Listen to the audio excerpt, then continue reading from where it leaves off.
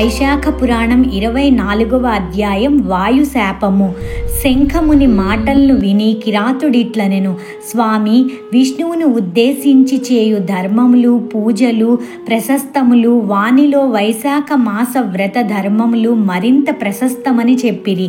బ్రహ్మజ్ఞాని ఆ విష్ణువెట్టివాడు, వాని లక్షణాలేమి, వానిని చెప్పు ప్రమాణమేది, వానిని తెలుసుకొనుట ఎట్లు, వానికి చెందిన ధర్మములేవి, వీని చేతనతడు సంతోషించును, నీ సేవకుడునగు నాకీ విషయములను దయ ఉంచి చెప్పగోరును అని శంఖ మహామునిని సవినయముగా అడిగెను. శంఖుడును, కిరాతుడా వినుము చెప్పెదను అని మొదలుపెట్టారు. శ్రీ మహావిష్ణువు రూపము పాపరహితము, ఆలోచనకు అందనిది. బ్రహ్మ మొదలగు దేవతలు మహాత్ములగు మునులను తెలుసుకొనజాలనిది. శ్రీ మహావిష్ణువు శక్తి గుణములు సర్వదా సంపూర్ణములు, నిశ్చయముగా సమస్తమునకు అధిపతి. గుణరహితుడు, నిష్కలుడు, అనంతుడు, సచ్చిదానందరూపుడు, చరాచర స్వరూపము సాటిలేనిది.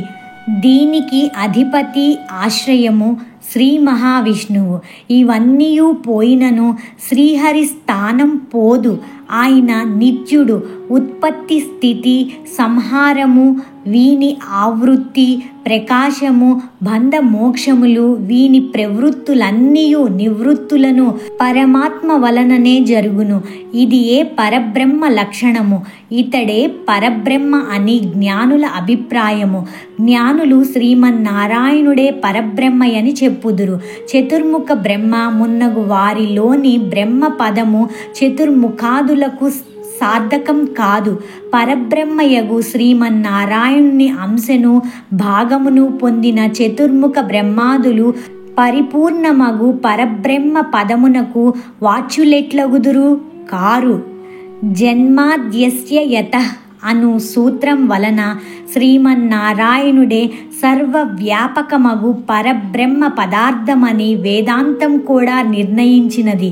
శాస్త్రములు, వేదములు, స్మృతులు, పురాణములు, ఇతిహాసములు, పంచపాత్రాది ఆగమములు, భారతము మున్నగు వాని చేతనే పరబ్రహ్మయగు శ్రీమన్నారాయణుని తెలుసుకొన వీలగును. మరి వేరే విధముగా తెలుసుకొన జాలము. కావున వేదాదుల నెరుగని వారు పరబ్రహ్మయగు శ్రీమన్నారాయణు నెరుగజాలరు. పరదైవము వేదవేద్యుడు సనాతనుడగు శ్రీహరిని ఇంద్రియాదుల చేత అనుమానాది తర్కముల చేతను తెలుసుకొన సఖ్యం కాదు.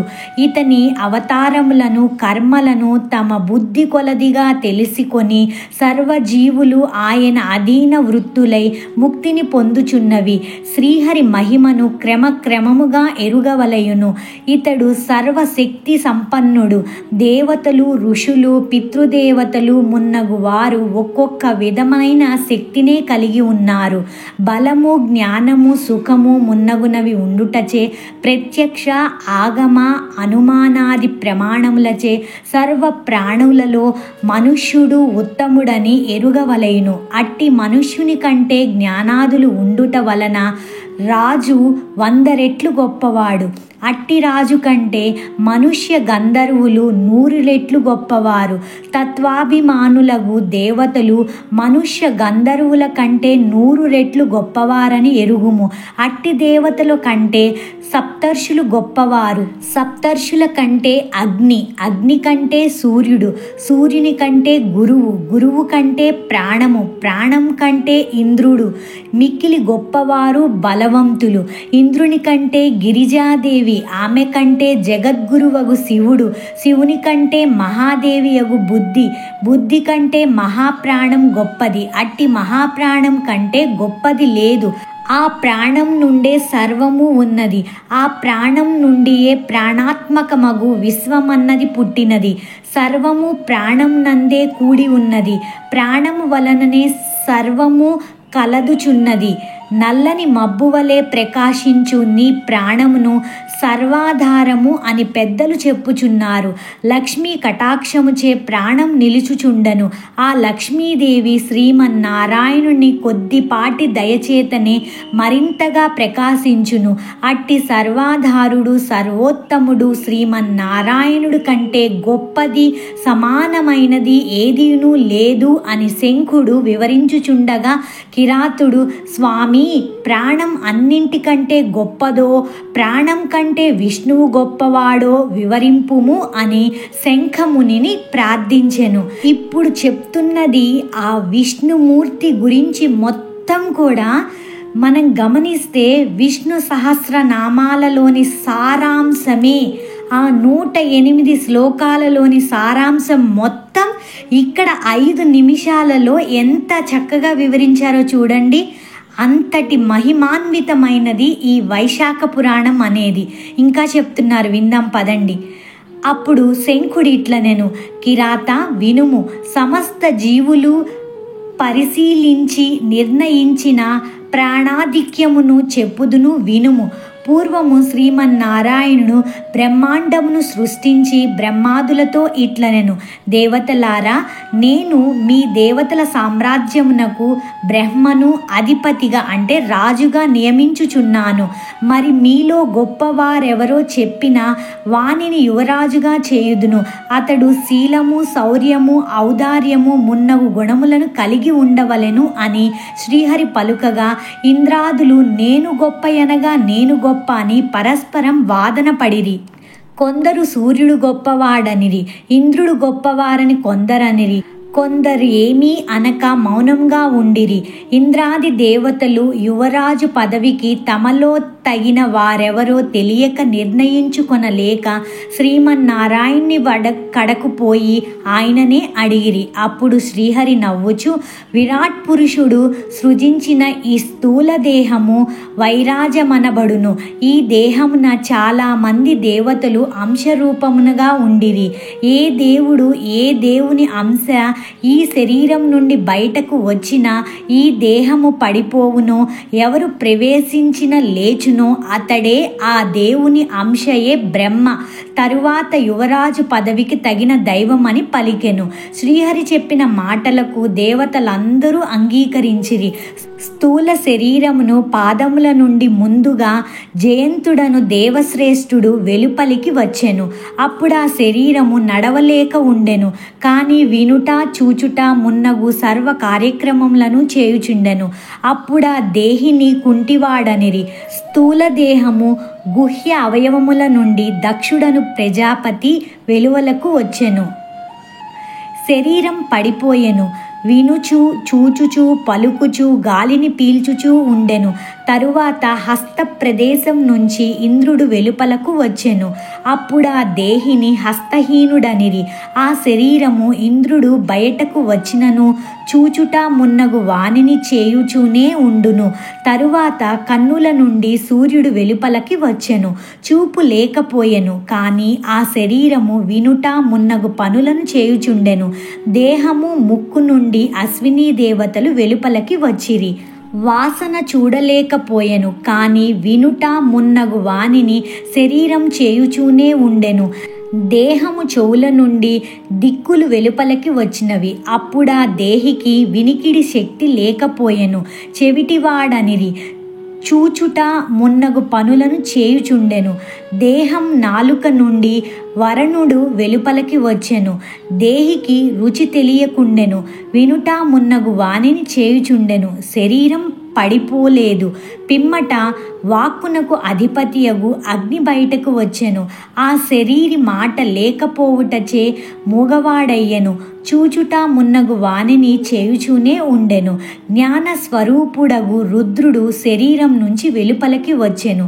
శరీరికి జ్ఞానం లేదు, కానీ వినుట మున్నగునవి ఉండెను.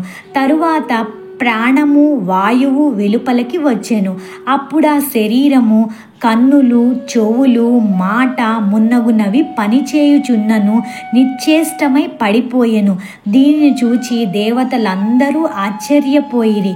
అప్పుడు శ్రీహరి ఇట్లనెను, ఇట్లు నిర్జీవమై పడిన శరీరము ఏ దేవత ప్రవేశించి లేవదీయునో అతడే యువరాజని పలికెను. శ్రీహరి మాటలను విని జయంతుడు దేహి పాదములను ప్రవేశించెను, కానీ శరీరం లేవలేదు. దక్షుడను గుహ్యమును ప్రవేశించెను, శరీరం లేవలేదు. ఇంద్రుడు హస్తమును ప్రవేశించినను ఆ కళేబరం కదలలేదు. గమనించారండి, ఎవరు ఎక్కడ నుంచి వెలుపలికి వచ్చారో ఆ భాగానికే తిరిగి ప్రవేశిస్తున్నారు. సూర్యుడు కన్నులలో ప్రవేశించినను ఆ కళేబరం కదలలేదు. దిక్కులు చెవులలో ప్రవేశించినను ఆ కళేబరం కదలలేదు. అగ్ని ప్రవేశించినను ఆ కళేబరం నుండి మాట రాలేదు. రుద్రుడు మనసులో ప్రవేశించినను కళేబరం కదలలేదు. పిమ్మట ప్రాణం ప్రవేశింపగా ఆ శరీరం లేచెను. అప్పుడు బలము, జ్ఞానము, ధైర్యము, వైరాగ్యము, బ్రతికించుట మొదలగు వాని యందు శక్తిమంతమగు ప్రాణమునే యువరాజుగా దేవతలు భావించిరి. శరీరం జీవించుటకు కారణమగుటచే ప్రాణమే సర్వాధికమని అనిరి. ఈ ప్రాణము తన అంశల చేత, పూర్ణ భాగం చేత ప్రపంచమంతటను వ్యాప్తమై ఉండెను. ప్రాణహీనమగు జగత్తు లేదు, ప్రాణహీనమగు ప్రాణియు ఈ సృష్టిలో లేదు. అట్టి ప్రాణహీనమునకు వృద్ధి లేదు. ప్రాణము లేనిదేదియును ఉండుట లేదు. కావున ప్రాణము సర్వజీవుల కంటే అధికము. దానిని మించిన బలాఢ్యమైనది ఏదియును లేదు. ప్రాణం కంటే గొప్పవారు, సమానులు ఎవ్వరునూ ఉన్నట్లుగా నెవరునూ చెప్పలేదు, చూడలేదు. ప్రాణదేవుడొక్కడే అయినను ఆయా పనులను చేయుటచే బహుస్వరూపుడగుచున్నాడు. కావున ప్రాణము సర్వోత్తమమని ప్రాణోపాసన పరులనుచున్నారు. సర్వ సృష్టికి, వినాశనమునకు, స్థితికి ప్రాణదైవమే సమర్థము. విష్ణువు తప్ప మిగిలిన దేవతలెవ్వరునూ ప్రాణమును తిరస్కరింపలేరు. ప్రాణదేవత సర్వదేవాత్మకము, సర్వదేవమయము, నిత్యము శ్రీహరిని అనుసరించుచుండును, శ్రీహరి వశమున ఉండును. ప్రాణదైవము శ్రీహరికి వ్యతిరేకమైన దానిని వినదు, చూడదు. రుద్రుడు, ఇంద్రుడు మున్నగు వారు శ్రీహరికి వ్యతిరేకమును చేసిరి. ప్రాణదైవము మాత్రము శ్రీహరికి ఎప్పుడునూ వ్యతిరేకమును చేయదు.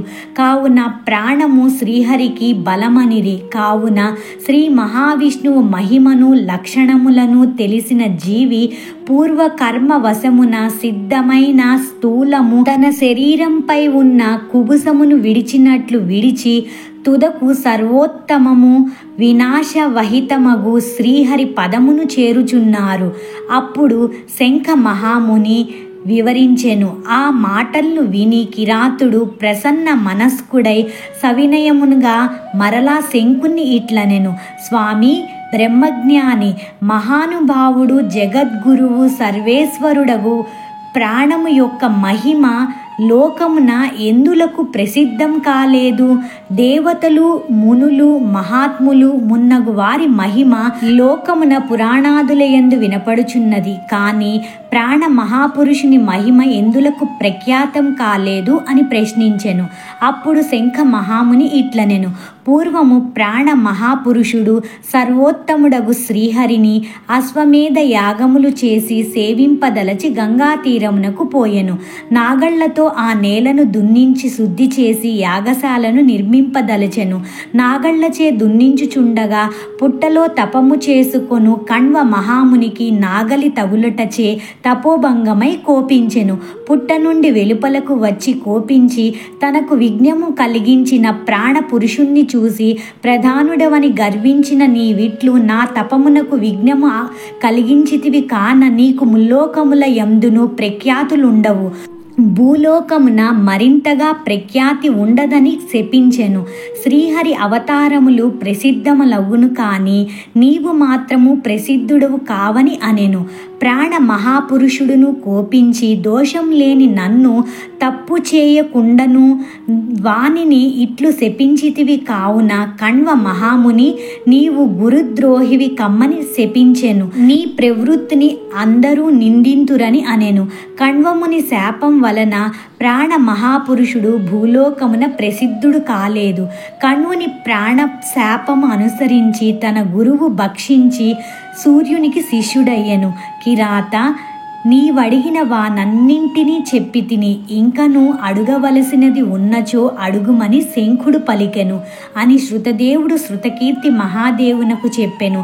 ఈ విషయమును నారదుడు అంబరీషునకు వివరించెను. వైశాఖ పురాణం 24వ అధ్యాయం సంపూర్ణం. ఎవరైనా మన ఛానల్ని ఫస్ట్ టైం చూస్తున్నట్లయితే ప్లీజ్ సబ్స్క్రైబ్ చేసుకోండి, లైక్ చేయండి, షేర్ చేయండి, అలాగే కామెంట్ కూడా చేయండి. సర్వం శ్రీకృష్ణార్పణమస్తు.